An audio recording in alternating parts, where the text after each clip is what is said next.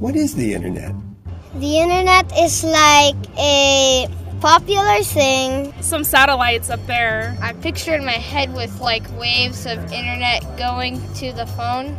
Somebody told me a cloud once. The internet is a lot like plumbing. It's always moving. Most people don't have any idea where the internet came from, and it doesn't matter. They don't need to. It's sort of like asking who invented the ballpoint pen or the flush toilet or, the zipper. These are all things we just use every day, and we don't even think about the fact that one day somebody invented them. So the internet is just like that. Many, many years ago, in the early 1970s, my partner Bob Kahn and I began working on the design of what we now call the internet.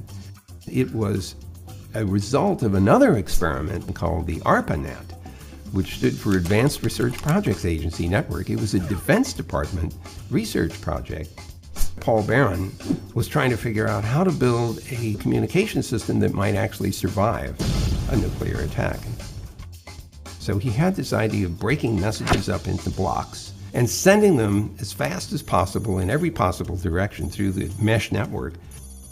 So we built what eventually became a nationwide experimental packet network, and it worked.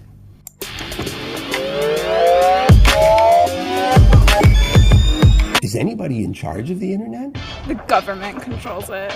Elves, obviously elves. The people who control the Wi-Fi, because then no Wi-Fi, no internet. T-Mobile, Xfinity. Bill Gates. Bill Gates. Bill Gates. Right? The honest answer is, well, nobody, and maybe another answer is everybody. The real answer is that the internet is made up of an incredibly large number of independently operated networks. What's interesting about the system is that it's fully distributed. There's no central control that's deciding how packets are routed or where pieces of network are built or even who interconnects with whom. These are all business decisions that are made independently by the operators. They are all motivated to assure that there is end-to-end connectivity of every part of the network, because the utility of the net is that any device can communicate with any other device, just like you want to be able to make phone calls to any other telephone in the world.